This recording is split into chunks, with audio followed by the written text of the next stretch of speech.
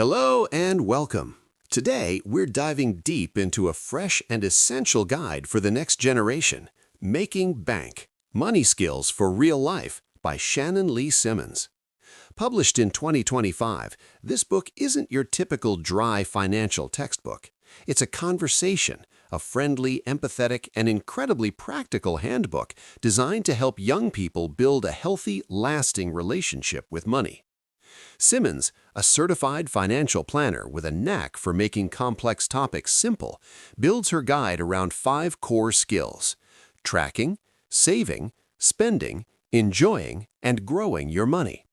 Over the next hour, we'll explore each of these skills in detail, uncovering the book's key insights and its powerful message of financial empowerment. So get comfortable and let's get started on the path to making bank for life. Part 1. The Foundation: Why Money Skills Are Forever Skills. Shannon Lee Simmons opens Making Bank not with a lecture, but with a profound and reassuring truth. She acknowledges a reality that every young person feels deep down. The financial world of tomorrow will look nothing like it does today.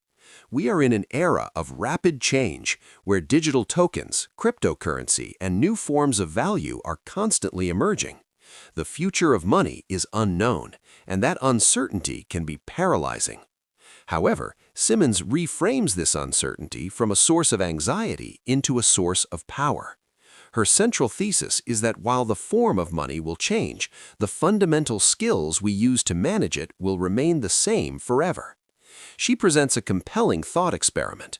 The cognitive skills you use today to decide whether to spend your babysitting money on coffee with friends are the exact same skills you will use in 20 years to decide whether to trade digital tokens for an electric hover car.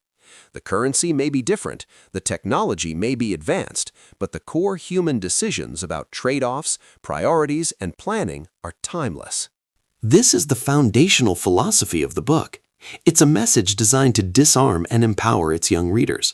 Instead of feeling overwhelmed by the complexity of the financial world, Simmons invites them to focus on what they can control, learning and practicing 5 essential money skills.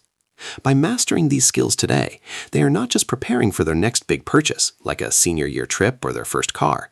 They are building a financial toolkit that will serve them for the next 5, 50, or even 70 years. The book itself is structured as a supportive guide through this learning process. Simmons describes it as being told through a series of conversations, helpful guides, easy tables, and definitions. This isn't a dry academic text. It's a book designed to be used with interactive elements and a tone that is both expert and deeply empathetic. The goal is to demystify money and invite young readers into a topic that adults often find stressful and avoid. Simmons, drawing on her experience as a certified financial planner, a life coach, and the founder of the New School of Finance, brings a unique blend of hard financial knowledge and soft emotional intelligence to the page. She understands that money is never just about numbers. It's about feelings, goals, fears, and dreams. Her signature charm is the ability to take the thorny, often intimidating aspects of finance, like inflation, credit scores, or compound interest, and break them down into concepts that are not only easy to understand, but also interesting and relevant to a young person's life. The book's title, Making Bank, is a playful nod to slang for earning a lot of money, but the book's substance is about so much more. It's not about getting rich quick. It's about building a solid foundation so that you are always in control of your money rather than your money controlling you. It's about achieving a state of financial fluency that allows you to navigate life's challenges and opportunities with confidence. The 5 skills, tracking, saving, spending, enjoying, and growing, are not presented as a rigid checklist, but as an interconnected, holistic system for a healthy financial life. By the end of the introduction, the reader feels a sense of calm and capability. The message is clear. You don't need to be a math whiz or a future stockbroker. You just need to learn these 5 skills, practice them, and you've got this. Part 2. Skill number 1, tracking, shining a light on your money story. The first skill Simmons tackles is the most fundamental and often the most overlooked: tracking. Before you can save, spend wisely, or grow your money, you need to know where it's actually going.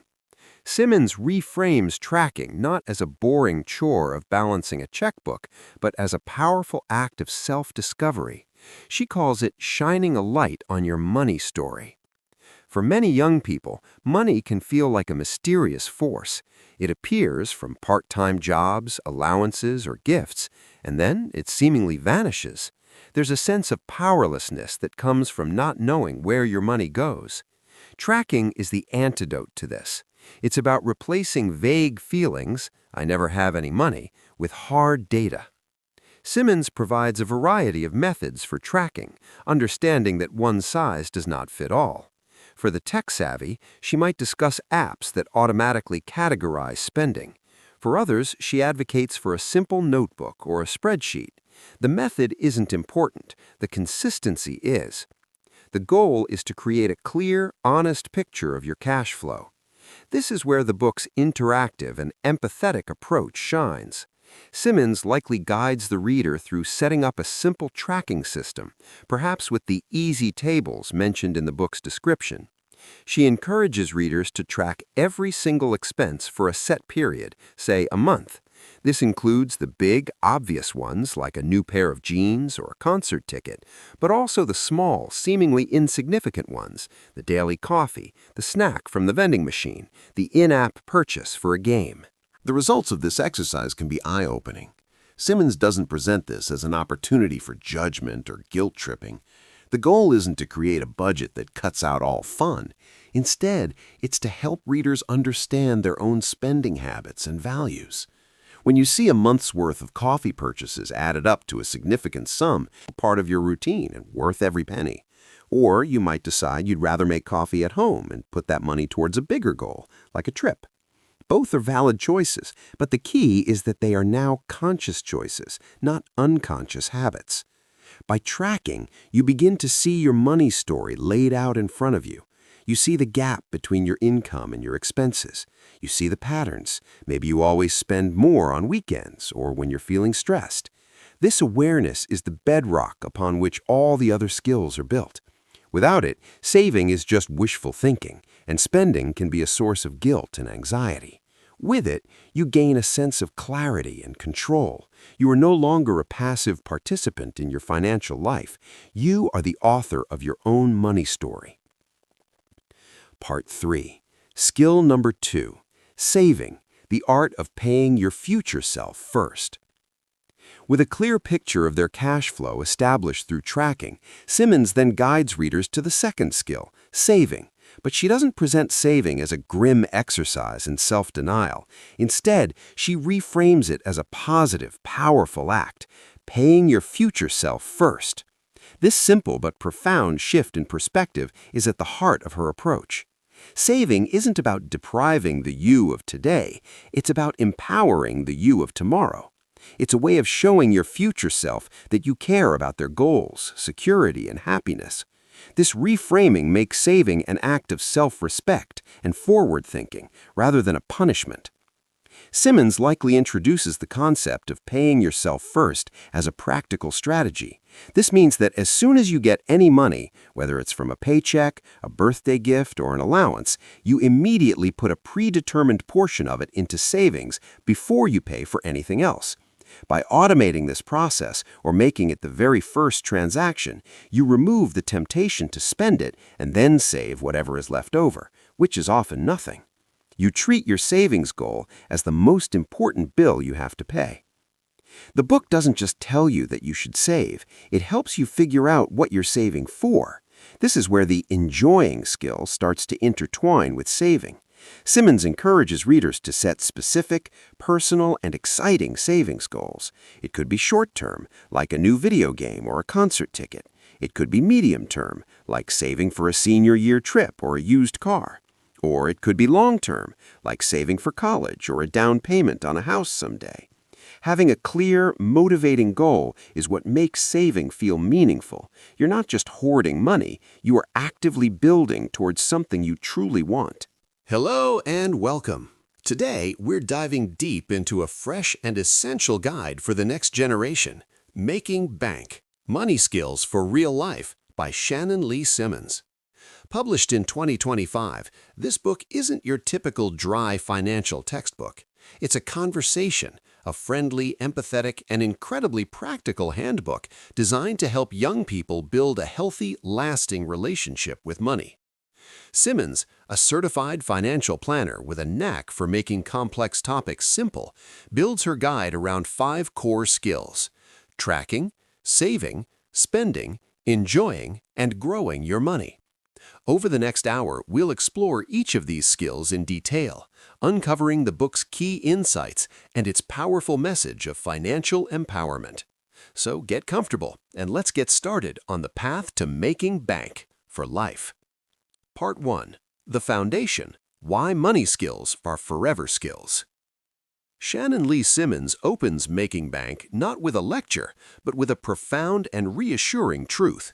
She acknowledges a reality that every young person feels deep down. The financial world of tomorrow will look nothing like it does today. We are in an era of rapid change where digital tokens, cryptocurrency, and new forms of value are constantly emerging. The future of money is unknown, and that uncertainty can be paralyzing. However, Simmons reframes this uncertainty from a source of anxiety into a source of power. Her central thesis is that while the form of money will change, the fundamental skills we use to manage it will remain the same forever. She presents a compelling thought experiment. The cognitive skills you use today to decide whether to spend your babysitting money on coffee with friends are the exact same skills you will use in 20 years to decide whether to trade digital tokens for an electric hover car. The currency may be different, the technology may be advanced, but the core human decisions about trade-offs, priorities, and planning are timeless.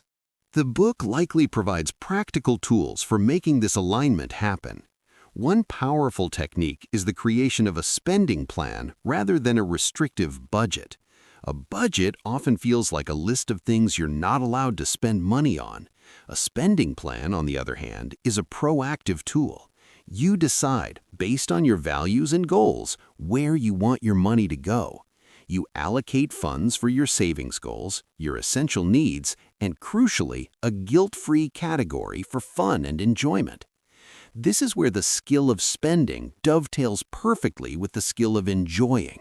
By creating a spending plan that includes a fun fund, you give yourself permission to spend without guilt. When you buy that concert ticket or that special treat, you know it's money you had deliberately set aside for enjoyment. You can fully savor the experience, knowing that it doesn't come at the expense of your savings goals. This approach transforms the psychology of spending. It stops being a source of anxiety and becomes an act of intentional self-care. Simmons empowers readers to see themselves not as helpless consumers, but as the CEOs of their own lives, actively allocating their resources in a way that builds the life they want. Part 5. Skill number 4. Enjoying, the crucial, non-negotiable piece of the puzzle. Perhaps the most revolutionary skill in Simmons' framework is the 4th one: enjoying. In many personal finance books, enjoyment is an afterthought, something you're allowed to do only after you've saved and invested every possible penny. In Making Bank, enjoying is elevated to a core skill, placed right alongside saving and spending as an essential component of a healthy financial life. Simmons makes a powerful argument. A financial plan that doesn't allow for enjoyment is unsustainable.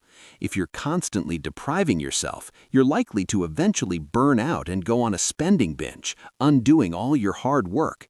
More importantly, money is a tool, and the ultimate purpose of that tool is to enable a good life.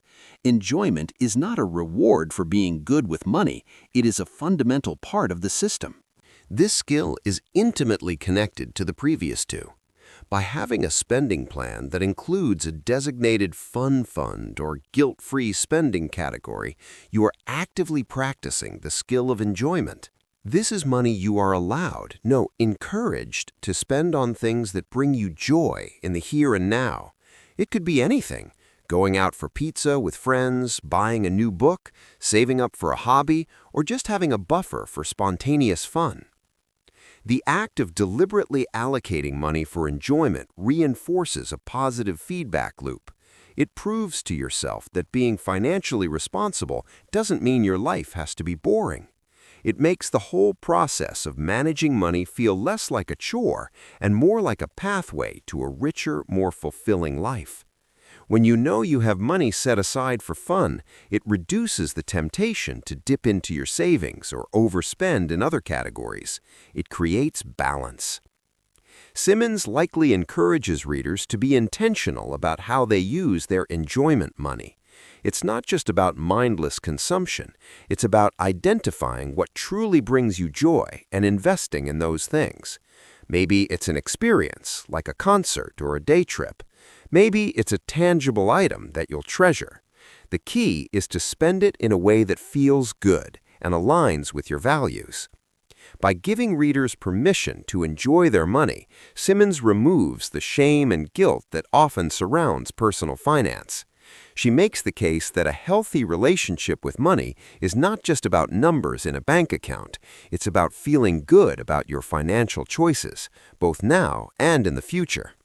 The skill of enjoying is what makes the entire journey sustainable and worthwhile. Part 6. Skill number 5. Growing, planting seeds for the future. The final skill in Simmons' quintet is growing your money. Once you have mastered the basics of tracking, saving, intentional spending, and enjoying, you are ready to think about the future and how to make your money work for you. This chapter takes the reader beyond simple savings accounts and into the world of long-term growth. This is where Simmons' expertise as a certified financial planner and chartered investment manager truly comes to the fore.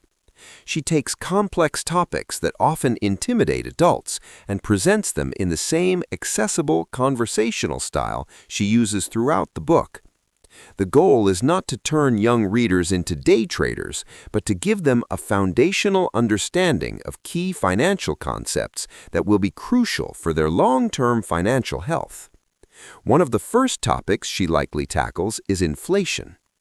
Using relatable examples, she explains how inflation slowly erodes the purchasing power of money over time. $1 today won't buy the same thing in 10 or 20 years. This simple concept makes the case for why saving money in a piggy bank or a low-interest account isn't enough for long-term goals. To truly grow your wealth and keep up with inflation, you need to explore other options. She then demystifies other core concepts like credit and interest. Simmons probably explains credit not as free money, but as a tool that, when used responsibly, can help you build a financial foundation for the future. She would break down how interest works on both savings, where it's your friend, helping your money grow, and on debt, where it can be your enemy, making things you buy much more expensive. Understanding the power of compound interest, earning interest on your interest, is a key takeaway, illustrating the massive advantage of starting to save and invest early, even with small amounts. Finally, the book touches on more modern and potentially confusing topics like cryptocurrency. Simmons approaches these subjects with her characteristic balance of expertise and empathy. She doesn't dismiss new technologies, but she also doesn't present them as get-rich-quick schemes. She likely frames them as part of the evolving financial landscape, providing basic information to demystify them while emphasizing the importance of understanding the risks involved. The goal is not to make the reader an expert in crypto, but to equip them with enough knowledge to be curious, ask smart questions, and not be left behind as the world of money evolves. Ultimately, the skill of growing your money is about planting seeds for the future. It's about understanding the tools available so that when you have more money to work with, you'll have the confidence and knowledge to make it grow. Part 7. The book's unique voice and approach. What truly sets Making Bank apart from other financial literacy books is its distinctive voice and its holistic approach. It's not just a collection of tips and tricks, it's a complete philosophy built on empathy, conversation, and empowerment. The book's structure, with its conversations, helpful guides, easy tables, and definitions, reflects this philosophy.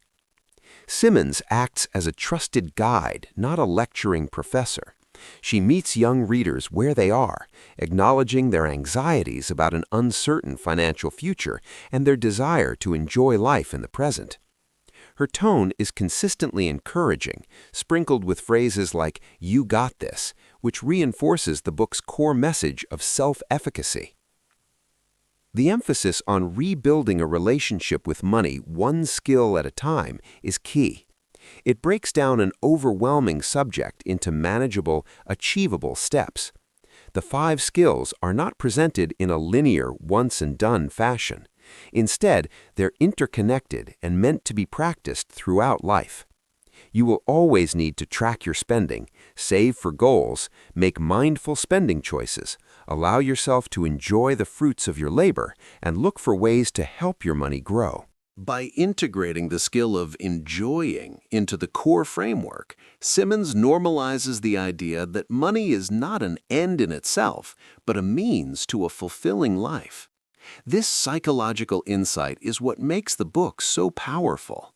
It addresses the emotional and behavioral aspects of money management, which are often the real reasons people struggle financially, not a lack of math skills.